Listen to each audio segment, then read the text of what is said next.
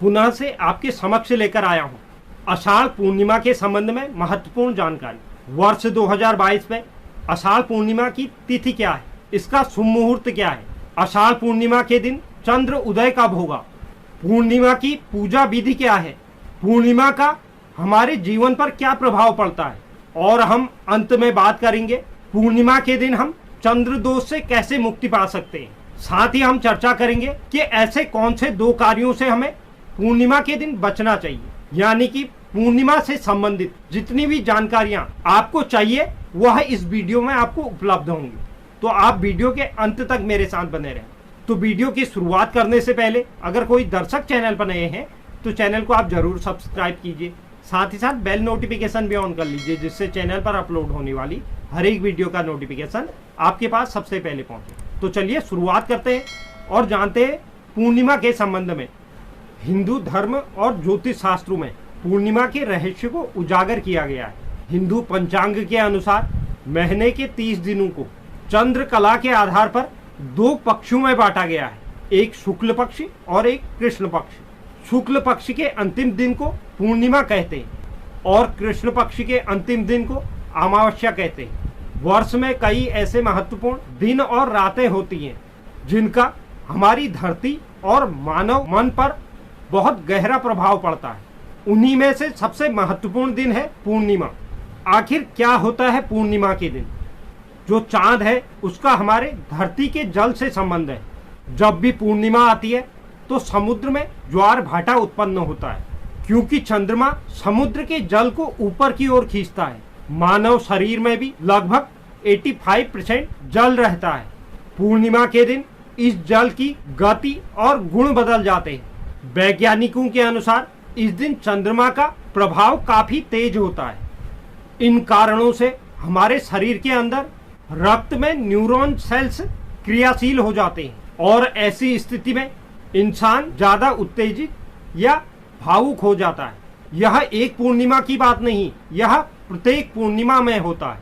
तो इसलिए हमारे जीवन पर पूर्णिमा का बहुत बड़ा महत्व है। हिंदू धर्म में आषाढ़ पूर्णिमा का विशेष महत्व बताया गया है। इसी दिन महर्षि वेदव्यास जी का भी जन्म हुआ था। महर्षि वेदव्यास जी ने मानव जाति को 4 वेदों से जुड़े हुए ज्ञान के बारे में बताया था। पौराणिक मान्यता यह है कि महर्षि वेदव्यास जी का सनातन धर्म में महान योगदान रहा है। इसी महान योगदान को देखते हुए आषाढ़ पूर्णिमा को गुरु पूर्णिमा के रूप में भी मनाया जाता है। इसके अलावा आषाढ़ पूर्णिमा का व्रत रखने के कई फायदे होते हैं। इस दिन व्रत रखने वाले लोग विधि विधान के साथ भगवान विष्णु की पूजा करते हैं। अगर हम आषाढ़ पूर्णिमा की तिथि और शुभ मुहूर्त की बात करें तो हिंदू पंचांग के अनुसार आषाढ़ पूर्णिमा का व्रत 13 जुलाई 2022 को रखा जाएगा। अगर हम इस दिन चंद्रोदय की बात करें तो पूर्णिमा तिथि पर चंद्रोदय का विशेष महत्व है, क्योंकि इस दिन भगवान चंद्र की भी पूजा की जाती है। इस दिन चंद्रोदय शाम को 7:11 पर है, तो आप शाम के 7:11 के बाद चंद्रदेव की भी पूजा कर सकते हैं। अगर हम आषाढ़ पूर्णिमा के पूजा विधि की बात करें तो आषाढ़ पूर्णिमा के दिन सूर्योदय से पहले पवित्र नदी या घर पर ही नहाने के पानी में गंगाजल मिलाकर स्नान करना चाहिए। इसके बाद स्वच्छ वस्त्र धारण कर पूजा स्थल पर भगवान विष्णु की तस्वीर के सामने दीप प्रज्वलित कर व्रत का संकल्प लें। भगवान विष्णु और माता लक्ष्मी को फूल, फल, अक्षत, धूप, दीप, गंध, चंदन, रोली, वस्त्र और मिठाई आदि चीजें अर्पित करें और पूजा करें।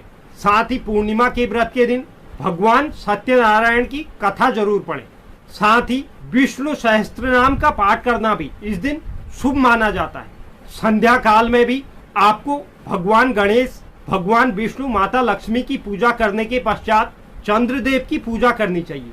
चंद्रदेव को धूप, दीप, नैवेद्य अर्पित करने के बाद 7 बार आप जल की धारा दें और 7 परिक्रमा करें, क्योंकि इस दिन चंद्र पूजन का विशेष महत्व बताया गया है। तो यह तो थी पूजा विधि। अब अगर किसी जातक की कुंडली में चंद्र दोष है तो वह पूर्णिमा के दिन ऐसे कौन से कार्य कर अपने चंद्र दोष का निवारण कर सकता है।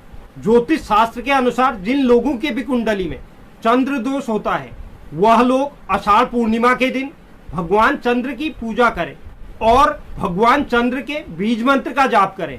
चाहे आप ओम सोम सोमाय नमः मंत्र का जाप करें या ओम चम चंद्रमसे नमः इस मंत्र का जाप करें।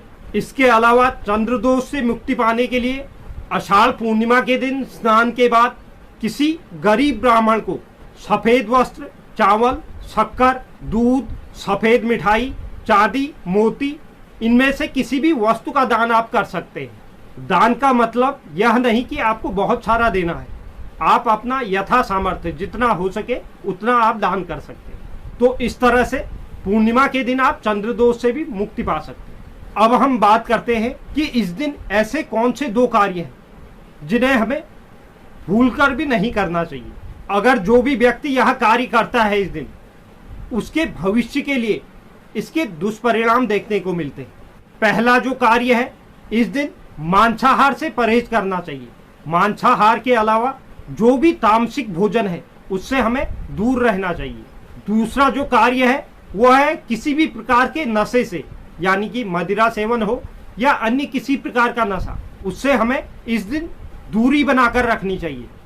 जो भी व्यक्ति पूर्णिमा के दिन तामसिक भोजन, मांसाहार या मदिरा का सेवन करता है उस व्यक्ति को आगे आने वाले समय में इसके दुष्परिणाम देखने को मिलते हैं। तो आप इन मुख्य चीजों का भी इस दिन ख्याल रखें।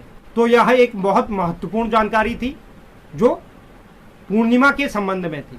उम्मीद करता हूं यह जानकारी आपको पसंद आई होगी। जो भी दर्शक चैनल पर नए हैं, चैनल को आप जरूर सब्सक्राइब कीजिए, साथ ही साथ बेल नोटिफिकेशन भी ऑन कर लीजिए, जिससे चैनल पर अपलोड होने वाली हर एक वीडियो का नोटिफिकेशन आपके पास सबसे पहले पहुंचे। और आप वीडियो को लाइक और शेयर भी जरूर करें और कमेंट बॉक्स में आप अपनी राय भी जरूर लिखें। धन्यवाद।